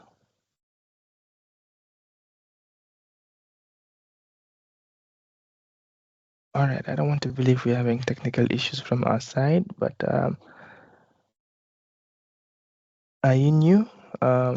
Please go ahead. That is Fatahun. Please unmute yourself and ask your question.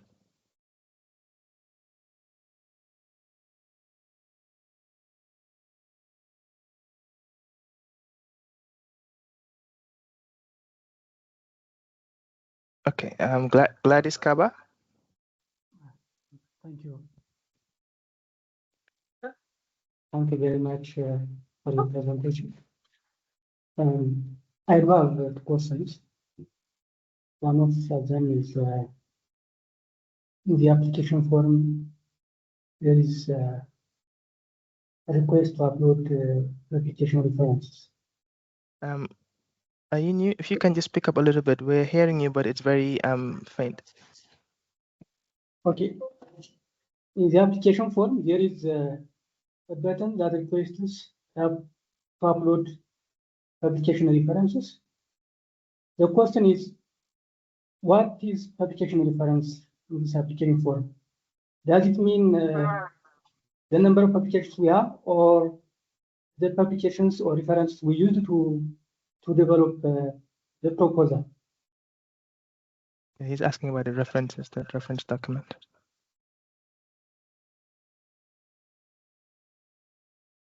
Thank you very much. You're on mute, Alberto. I mean, someone in the comments asked about, I think they do ask you for your top specific, like 5 publications or something like that. Those ones are about you, not references, but you should have specific references within the body of you saying what you were going to do. Alberto, can you maybe? Yeah, I think maybe he's referring to the application form. So there's a part where you need to upload the publications that you have. That's one section. And then there is another section where within the plan that you've developed, there is references that you can include there. So I don't know if Ashani, if you show that on the portal system, just so that we're clear on what he has, what he's asking. Yeah. Sorry, just bear with us 1 second to find out.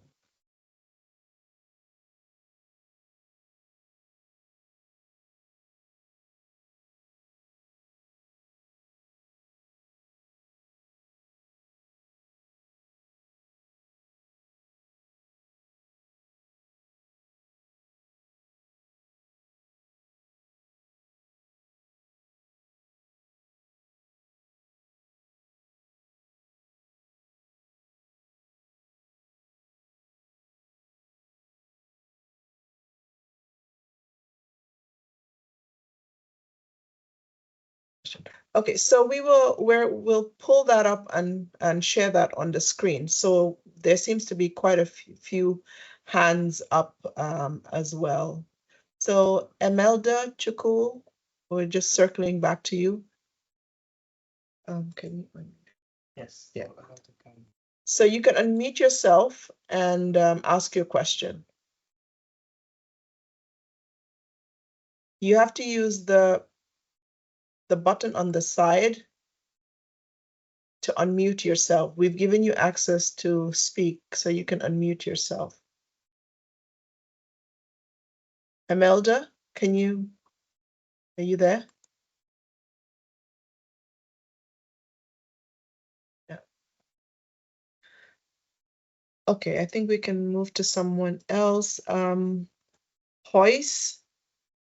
Okay, Emelda, are you okay? Hoyce, can you unmute yourself and ask your question? Hi everyone, thank you so much. I'm so happy to be a part of this webinar. I have about 3 questions. One is about the list of publications. I just wanted to know whether if someone has books, if he or she can also include it in the list of publications. And the other one is about the, okay, thank you so much. The other one is about the manuscript, which are under development, which are not yet published. Can we also include it in the list? Dawn, do you want to just clarify on that? I have one more question. Sorry, you're muted, Dawn. Sorry, just so that she just answers that question quickly. I mean, I think that is fine. You should definitely have ones that are published already. But if you have a relevant one, particularly if it's been accepted and it's not actually published, and you can put it in press, but even in submission, so if it's been submitted, so I not just a total hypothetical publication, but a publication that has been submitted, and you say what it is and where it's been submitted to and that it's submitted, or you say what it is, where it's been submitted, and that it's been accepted. Those are absolutely valid, and particularly if it's of relevance to kind of where this fellowship is going, absolutely put that in. And books or chapters are absolutely fine. Different research areas have different weights on those different types of output. So that's fine. And technically, outputs such as patents, I would say put that in as well. So there are a variety of different outputs that research can have, and we're not anything that you think would help the reviewers understand your research would be good to put in there. Thank you so much. The last question is about the authorizing officer. You find that in some of the institutions, the authorizing officers are very busy in such that they may cause delays on our submissions. So I'm just asking whether a deputy authorizing officer can also sign on behalf of the authorizing officer. Thank you.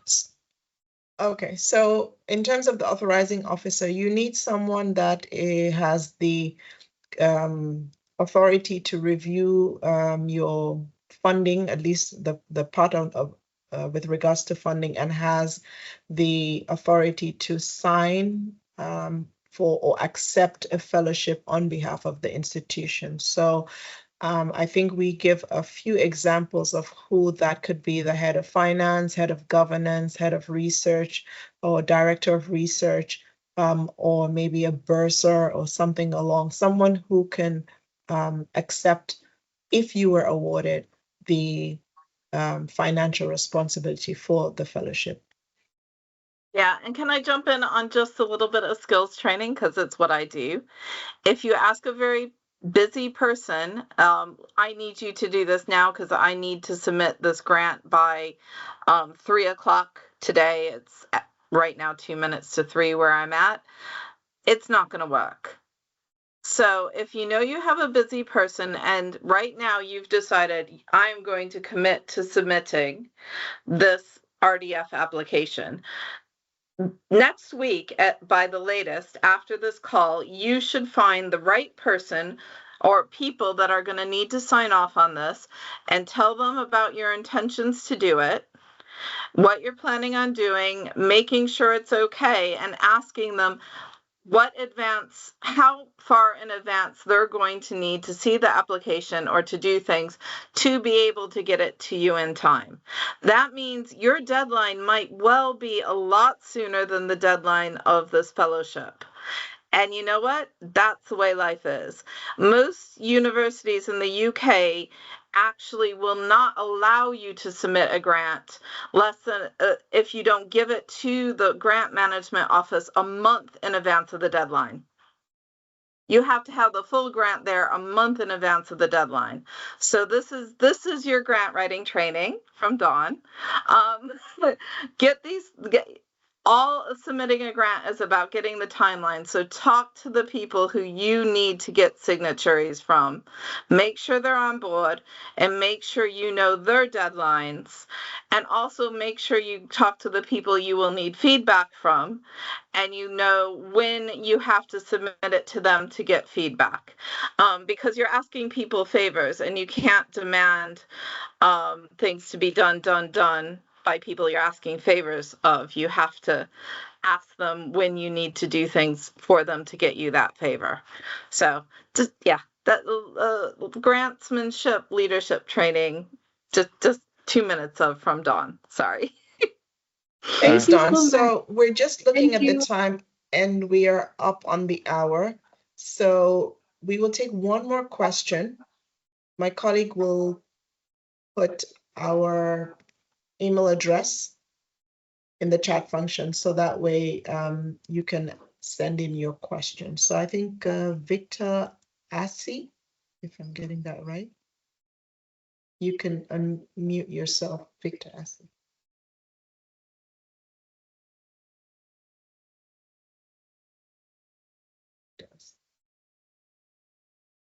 He's on the third page. Not yet. No.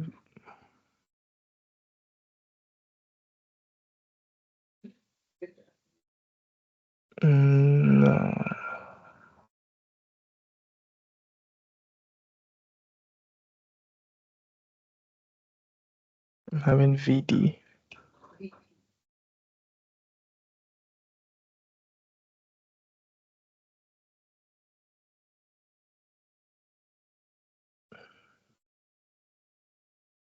Oh, okay. Victor, you can go ahead. Okay, thank you very much. Good evening, good afternoon, and thank you for the presentation. Yeah, my question, a quick one, is just very simple. Actually, presently, I'm doing doing my postdoc, which has been for the past 2 years thereabout. So, and I think the contract should be ending in about 3 to 4 months time. Now, the question is, in this scenario, what is my eligibility? Am I eligible to apply at that instance, or what do I intend to do?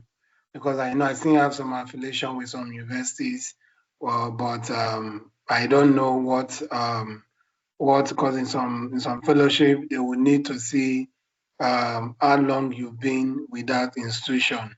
So I don't know what would be my fate in this instance, because I've already started to make some contacts with someone in London School of Tropical Medicine and Hygiene. I'm a medical sociologist, so I'm trying to do something bridging between the science and the social science in terms of modeling. So that's which is novel. So that's what I'm trying to look at. So I don't know what will be my fate. Will I say be eligible for the fellowship, or what do I do in that instance? Thank you. So if I'm clear, that means that you are almost at the end of your current postdoc. Yes, by August, by October tentatively. So what is your plan for your next job opportunity? Because you will need an employer. Yeah, actually, presently, there's a university that my mentor, who is my PhD mentor, already has penned me down for an appointment. Formerly, I was a lecturer before I left to India. Then I came back to Nigeria. So I might have a faculty position tentatively by September, before the end of the fellowship. There are some other offers, but the distance, I was trying to also look at proximity to family and all that. So that was it. Why I also try to apply for other fellowship and other courses. Right. So, but for now, that's but I know before the end of the year, I might have a faculty position, even in my former university. Yeah, I would say if you're going to transition, do that first and ensure that you're settled down, because most employers would not want you, who is a newly employed postdoc, to now then go off for, another 6 months or 9 months and then tell them that we expect you to continue to pay me my salary.